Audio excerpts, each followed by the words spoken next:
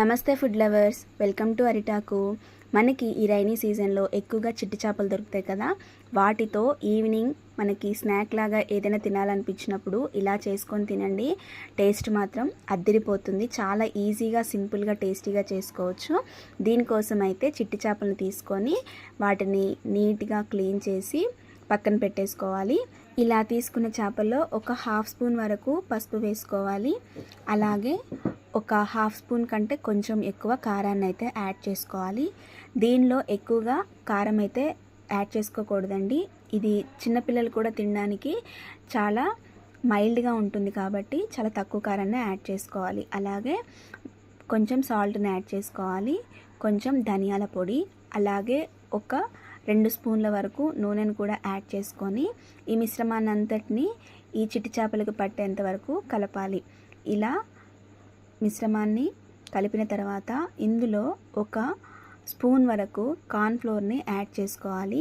ఈ కార్న్ఫ్లోర్ని యాడ్ చేసుకోవడం వల్ల ఈ చిట్టి చేపలు అనేవి వేగిన తర్వాత చాలా క్రిస్పీగా ఉంటాయన్నమాట. అందుకని ఇక్కడ మేము తీసుకున్న క్వాంటిటీకి ఒక స్పూన్ వరకు కార్న్ఫ్లోర్ని అయితే యాడ్ చేసుకున్నాము.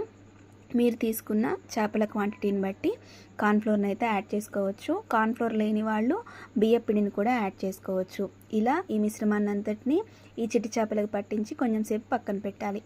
తర్వాత స్టవ్ వెలిగించి ప్యాన్ పెట్టి ఆ ప్యాన్ బాగా హీట్ అయిన తర్వాత అందులో ఒక 5 స్పూన్ల వరకు ఆయిల్ని యాడ్ చేసుకోవాలి. గుర్తుంచుకోండి, ఆయిల్ హీట్ అయిన తర్వాత మాత్రమే మనం కలిపి పెట్టుకున్న చేప ముక్కలను అయితే యాడ్ చేయాలి. ఇలా ఆయిల్ హీట్ అయిన తర్వాత ఇందులో మనం ముందుగా కలిపి పెట్టుకున్నటువంటి చిట్టి చేపల మిశ్రమాన్ని అయితే ఇలా ఒక్కొక్కటి అయితే విడదీసి వేసుకోవాలన్నమాట.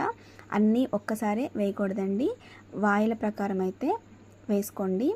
ఇలా చేప ముక్కలన్నిటిని ఆయిల్లో వేసిన తర్వాత ఇవి వేగడానికి కొంచెం టైం పడుతుంది కాబట్టి దీని మీద ఒక మూత పెట్టేసి కొంచెం సేపు ఉడకనివ్వాలి. ఈ చిట్టి చేపలు త్వరగా ఉడికిపోతాయి కాబట్టి మధ్య మధ్యలో కలుపుకుంటూ ఉండాలి.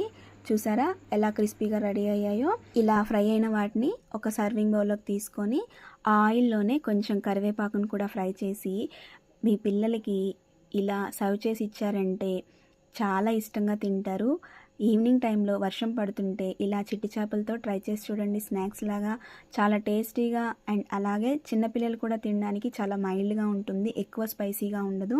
మీకు నచ్చితే ఖచ్చితంగా ట్రై చేయండి. మీ కామెంట్స్ని మా అరిటాకులో రాసేయండి. Thank you for watching.